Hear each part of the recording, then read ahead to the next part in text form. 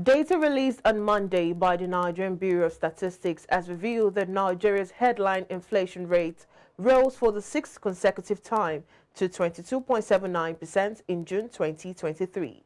The inflation rate in Africa's biggest economy rose to a new 17-year high of 22.79% in June 2023 from 22.41% in the previous month.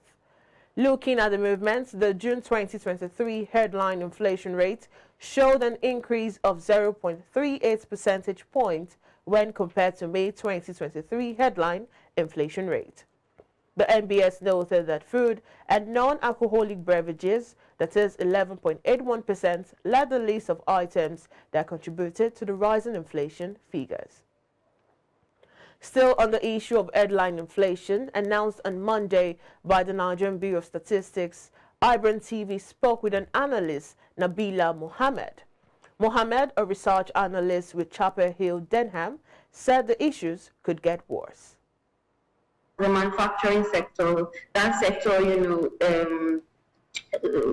most times import certain things that they would need monies for, and with the continuous rise in inflation, which we've already explained time and time again, our inflation is not demand pull or supply push, which implies that the cost of production is on the high side. So the manufacturing sector will definitely feel the brunt because they would have to be spending more money to, produce whatever goods or offer whatever service that they have to, and this will most likely be transferred to the end users of these goods and services.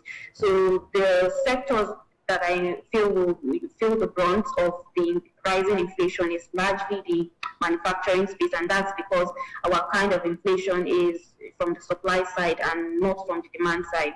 So their cost of producing and cost of manufacturing will definitely touch new highs, and this also just coupled with the fact that they have taxes to also bother about, and they would try to pass the impact to the consumers.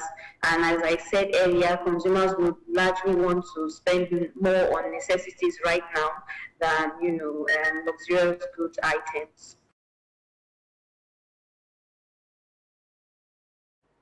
The Nigerian Midstream and Downstream Petroleum Regulatory Authority says oil marketers have commenced the importation of premium malted spirit. This comes 7 full weeks after President Bola Tinubu's May 29th inaugural address, during which he declared the fuel subsidy is gone. With this latest development, the monopoly of the Nigerian National Petroleum Company Limited comes to an end. The Chief Executive Officer of the agency, Farouk Ahmed, made the revelation on Monday during a stakeholder engagement in Lagos.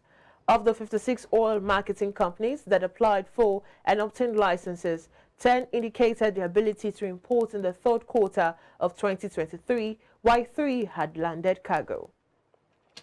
Ahmed listed the 3 companies currently importing the product to include AY Ashafa, Prudent Energy, and Emedeb, adding that orders would import between August and September. The pump price of petrol was raised from 537 naira per litre to 617 naira per litre at some filling stations operated by the Nigerian National Petroleum Company Limited in Abuja on Tuesday. Independent oil marketers confirmed the increase in the cost of the commodity, as it stated that any shift in price by NNPCL stations was an indication of a rise in pump price of PMS.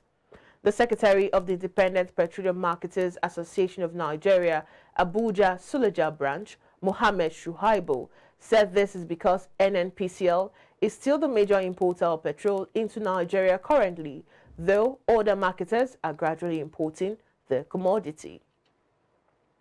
The Executive Director of the Nigerian Export Promotion Council, Ezra Yukusak, has said that non-oil sectors recorded a slight decrease in the value of exports to $2.54 billion, representing a 0.09% dip in the first half of 2023.